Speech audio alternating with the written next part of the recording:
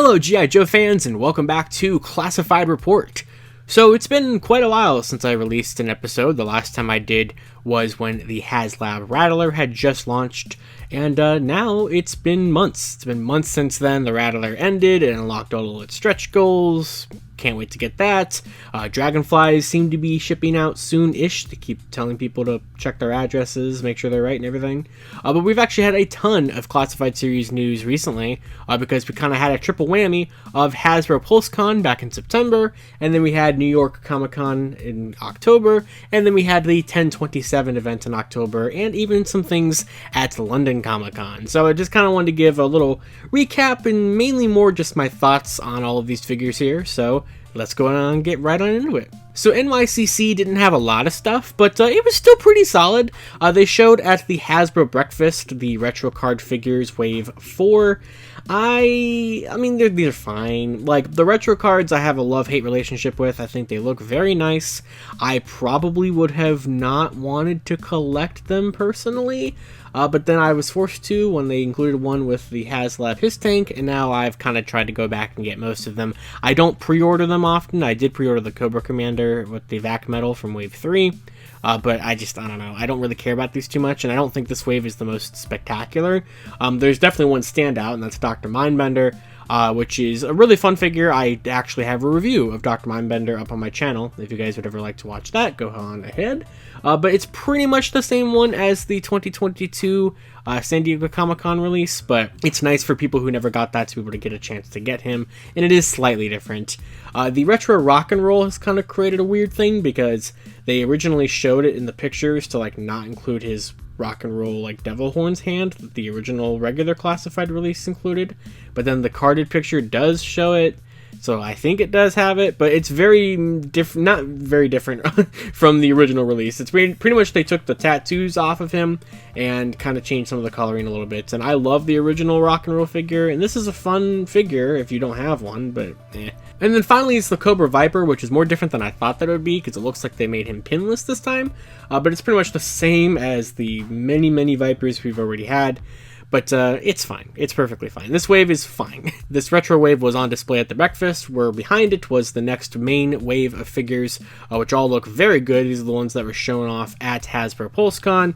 So we have Xandar, we have Leatherneck, we have the Saw Viper, and we have Dial Tone. I really like Dial Tone's backpack a lot. I think that Xandar is another fun Dreadnought to add. I think the Saw Viper looks great. Definitely gives me some Metroid Samus vibes. But they recently said, and they said this at Comic-Con with like this slide, that there was going to be some shipping delays and that this wave would not be coming out until the fall of 2025. And some release dates have changed to October for these, which seems a little crazy. The retro wave has its release dates for August, I believe.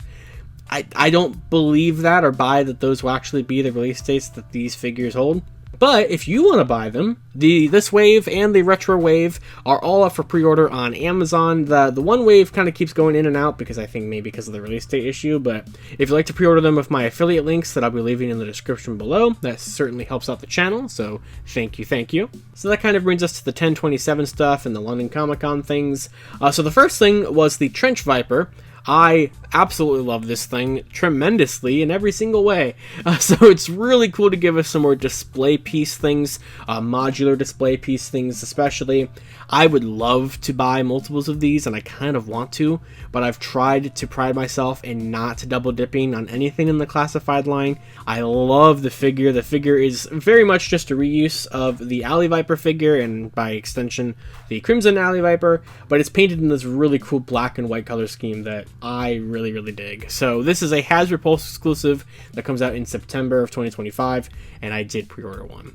And speaking of Hasbro Pulse, we finally got Nemesis Immortal. He finally went up. I'm pretty sure he was supposed to be a PulseCon exclusive, and then that got like switched out with Starduster. At least it definitely feels like that, because this is another Cobra Law figure that very much goes with the Once a Man Cobra Commander that came out at Comic-Con San Diego.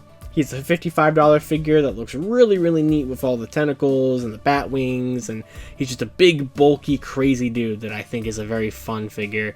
And then kind of finally, London Comic-Con gave us renders for the next wave, the next couple waves, really, and the next retro wave and the next regular wave. For the one wave, which we already knew most of these were coming, we have the Frag Viper, which I think looks very neat. Another kind of trooper builder, you know, that kind of thing. And then we also have Blowtorch, which I actually really like this guy. Yeah, very fun figure. I like the fire effects. It's the same ones it looks like, and even the same backpack that Torch included, which I guess makes sense. So, and then we have our next retro wave, which while we do have renders of that one wave we just talked about, these are just pictures of like name-only reveals. And that is the next retro wave is going to have a Televiper, which was previously released as a Pulse exclusive with the Treble Bubble. We're also going to be getting a blonde Cover Girl, which I know her figures definitely become harder to get. And then we will also be getting Flint, which is one of those really early classified figures that I'm kind of surprised hadn't already made it into the retro line. So I guess they're kind of like, let's just do it. So that's the next retro card wave. And then we also had some name-only reveals at Comic-Con and NYCC and stuff like that, being Darklon. We're also going to be getting Snake Eyes version 4, and we are also going to be getting Crystal Ball at some point. All of these are very fun looking. I cannot wait to get all of these, and they're probably the wave like after the Frag Viper and Blowtorch wave and stuff, I would have to imagine. So a render only reveal that they showed at NYCC, but we don't have it for pre-order yet, is the first of, I believe they said, 3 mass device figures that we're going to be getting in 2025. We also have this tease for a vehicle. Don't know what vehicle it could be. Some people have been speculating it could be the rumored Snowcat or the rumored Thunder Machine. We also had some renders for Law and Order and Footloose. Heavy Duty, forgot about that. He's up for pre-order right now. There'll be an Amazon affiliate link for him in the description below as well. And that's going to do it. So let me know down in the comments below, what do you think of all the G.I. Joe news that we've had over the last month or so from Hasbro PulseCon, New York Comic-Con, London Comic-Con, and Hasbro Pulse Premium 1027. What figures are you still looking forward to seeing? And I'll be back with Classified Report whenever there's a pretty good amount of G.I. Joe classified news to talk about. So I'll definitely be doing an unboxing stream of my Dragonfly whenever that shows up. And I would kind of like to do a video on the convention exclusives here in a minute. I haven't opened up my Once a Man Cobra Commander, and I did just open up my Starduster. So we'll see. So let me know down in the comments if you want to see these or just anything you want to say. I'm going to read it. So that's going to do it. Of course, until next time, you guys can follow me on Twitter at LivingRangerKey or at ClassifiedFigGI or at LightLockedProd for just my 3 different channels. And if you'd like to see your name scrolling up here right now, you can become a channel member here today, or you can become a Patreon member, also linked in the description below. Thank you all for watching, and I'll see you all on Classified Reports. Yo Joe!